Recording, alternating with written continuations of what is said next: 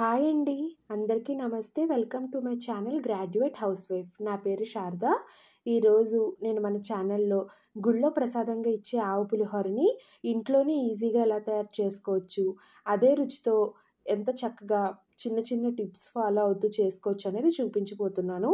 మీరు కనుక నా ఛానల్ మొదటిసారి చూస్తున్నట్టయితే తప్పకుండా లైక్ చేసి అలాగే నా ఛానల్ని సబ్స్క్రైబ్ చేసుకోండి. ముందుగా ఆవు పులిహోర కోసం ఒక గ్లాసుడు సోనా మసూరి బియ్యాన్ని అయితే తీసుకుంటున్నానండి. ఒక గ్లాస్ బియ్యంలోని శుభ్రంగా నీళ్లు పోసుకొని 1-2 సార్లు కడుక్కొని ఆ బియ్యంలోని ఒక గ్లాసుకు గాను 2 గ్లాసులు నీళ్లు పోసుకొని సుమారుగా ఒక 15-20 నిమిషాల పాటు బియ్యాన్ని నాననివ్వాలి. ఇలా బియ్యం నానడం వల్ల చక్కగా మెతుకు అయితే విడివిడిగా వస్తుందండి, ముద్ద అయిపోకుండా ఉంటుంది. ఇప్పుడు మీ దగ్గర ప్రెషర్ కుక్కర్ ఉంటే అందులో కానీ లేదా ఎలక్ట్రికల్ కుక్కర్లో అయినా కానీ ఈ 1-2 గ్లాసుల నీళ్లు చేర్చి చిటికెడు పసుపు వేసి వాటినైతే ఉడకనివ్వాలి. ఇప్పుడు ఒక గిన్నె తీసుకొని అందులోని సుమారు ఒక పెద్ద సైజు నిమ్మపండు అంత చింతపండు కూడా తీసుకొని గోరువెచ్చటి నీళ్ళలో నానబెట్టుకోవాలి. ఇలా గోరువెచ్చటి నీళ్ళలో నానబెట్టడం వల్ల చింతపులుసు అయితే చిక్కగా దిగుతుందండి.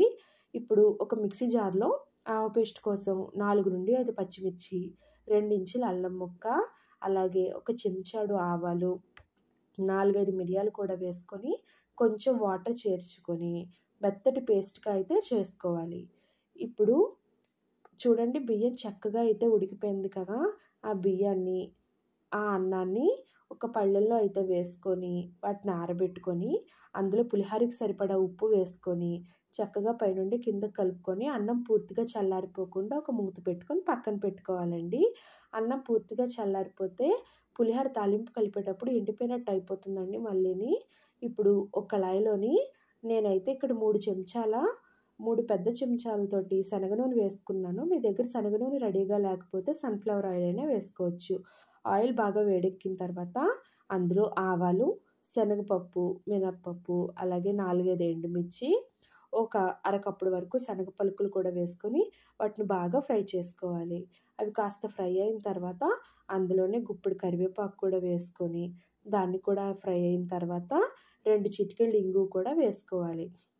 ఆవు పులిహోరలోని ఇంగువ ఎంత బాగా వేసుకుంటే రుచి సువాసన కూడా అంత బాగుంటుందండి.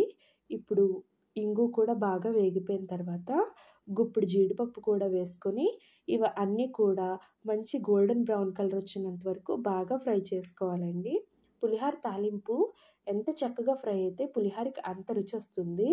తాలింపు అంతా చక్కగా ఫ్రై అయిపోయిన తర్వాత స్టవ్ ఆఫ్ చేసిన తర్వాత మాత్రమే మనం ముందుగా రెడీ చేసి పెట్టుకున్న ఆవ పేస్ట్ వేసుకొని ఒక్కసారి దాన్ని కలుపుకొని వెంటనే బియ్యం మీదకైతే ఇందాక మనం వండుకున్న అన్నం మీదకైతే తీసేసుకోవాలి. ఇప్పుడు అదే కళాయిలోని ఇందాక మనం నానబెట్టుకున్న చింతపులుసును కూడా వేసుకొని దగ్గరగా పేస్ట్ అయినంత వరకు మగ్గనివ్వాలండి. ఇక్కడ చూడండి, చింతపండు రసం అనేది తెరలు కాగుతుంది. ఇలా నెమ్మదిగా తెరలు కాగుతూ చక్కగా చిక్కని పేస్ట్ అయితే రెడీ అవుతుందండి. అంతవరకు ఓపికగా ఉడికించుకోవాలి.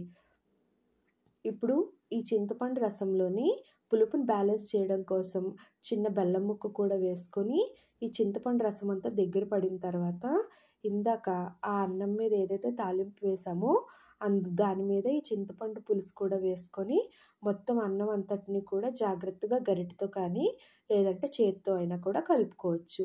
చూడండి, పులిహోర ఎంత కలర్ఫుల్గా ఉందో అలాగే రుచి కూడా ఎంతో అద్భుతంగా ఉంటుందండి. తప్పకుండా ట్రై చేయండి ఈ రెసిపీని.